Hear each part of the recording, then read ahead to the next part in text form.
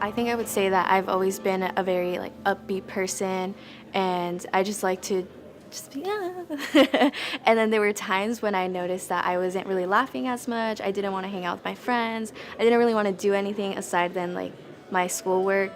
And even then I was like, oh, like I don't want to do this. Like fuck my grades kind of thing. So then that's when I started to realize that that really wasn't me, and there was something deeper going on. I had this huge mental breakdown, and one of my teachers kind of came up and was like, you need to go talk to somebody.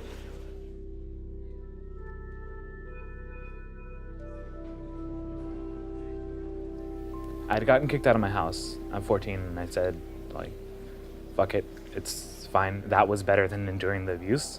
Even when I would try to address things or recognize, like, I knew that I was enduring child abuse in multiple forms, but to have that confidence to talk to a teacher about it or to speak up like everyone says you're supposed to, like, that wasn't there.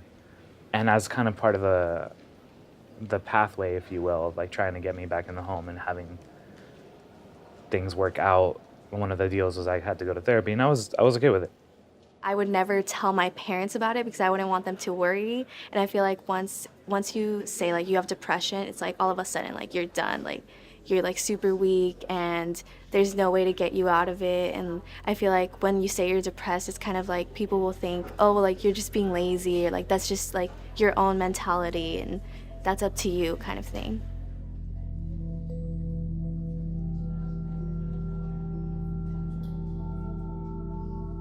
I did do counseling in high school, which I kind of like sneaked it around my mom because she had to like sign off for it. So I told her it was for like a field trip or something. But I know when she did finally find out that I was doing counseling, I got a lot of backlash. So, like from my mom and my sisters, so that kind of shook me.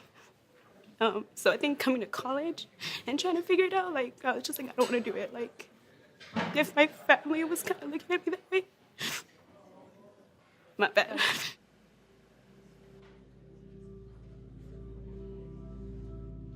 We don't think about these things or discuss these things as a marginalized community.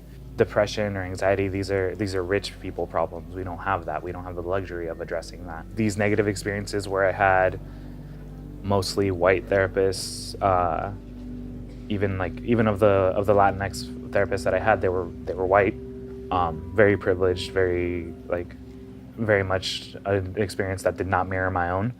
Finally did do counseling and my family knew about it. It was a one-on-one counseling thing with this guy named Jimmy, and he was this super tall, blonde, white guy with blue eyes. So we were just completely different culturally. Stuff that I would say, he would just kind of be like, what? Or when he finally did kind of try to catch on, it would just come off weird. I just wasn't comfortable with it. They pathologized me. They were just like, well, you're depressed. You're acting out. Like, you're at fault here. What do you need to do to change? I'm just like, why are we just ignoring the fact that, like, I've been beaten, I've been sexually abused, I've literally been told, get out of the house if you don't want to put up with this, because this is how it's going to be. And that just wasn't being heard. So I just kind of left it that way. There was not a lot of online research. And I just dropped it because I just kept thinking Jimmy was going to be at the other end of the counseling. There's not enough POC counselors out there.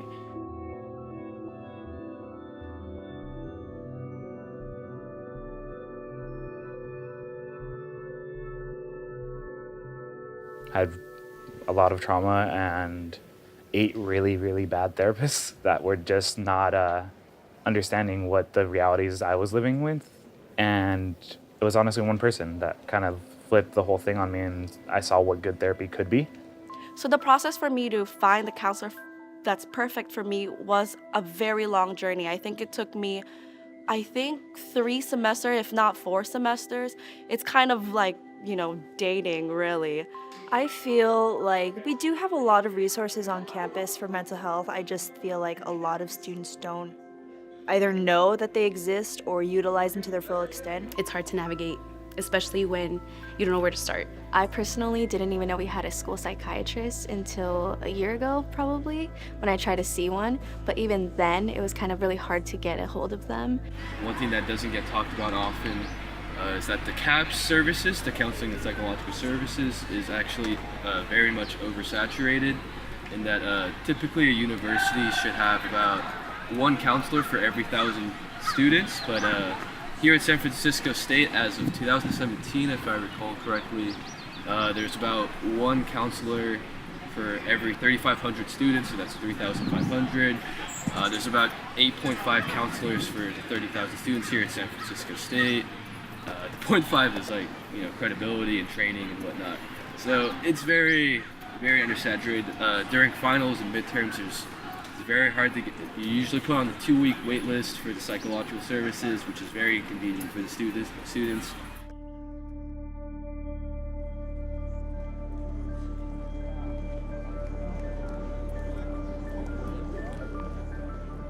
Active Minds, we do a lot of activities about de-stressing, self-care, provide resources on like how to help a friend or how to help reduce anxiety, and just overall just informing and raising awareness about the issues regarding mental health.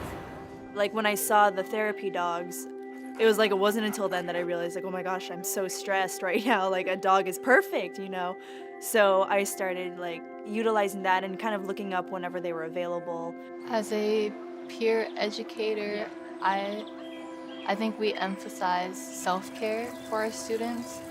We can't really function and do the things that we have to do if we ourselves are not okay. I've been trying to reconnect with like more indigenous practices and, just kind of reconnecting to certain parts of my ancestral past that hasn't been passed down for whatever rich reasons.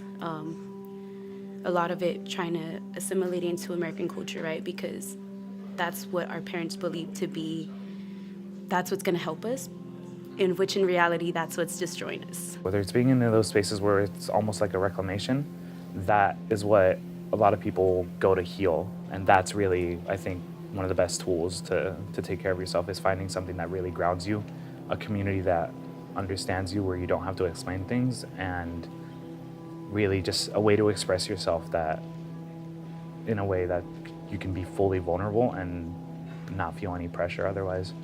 But again, access, right? Where do you get this knowledge to even know what to take?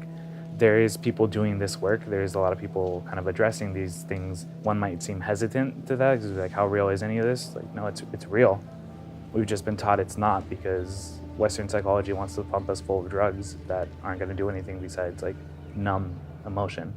No one's ever gotten better just by taking Zoloft.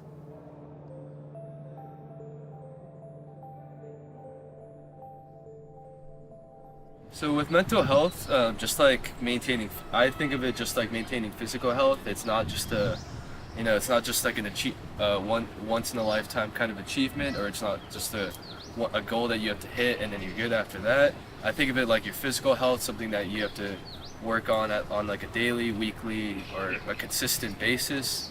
I think that we forget to compliment ourselves on a daily basis. So that's what I do. I wake up and I tell myself, today you're going to be amazing.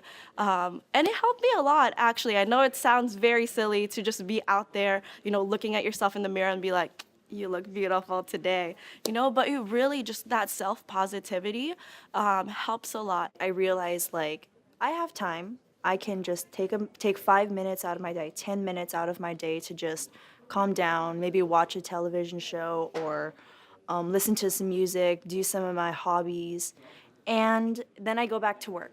So I try to balance it as much of that as I can. Fuck the stigma. Fuck the stigma, because mental health is real as fuck.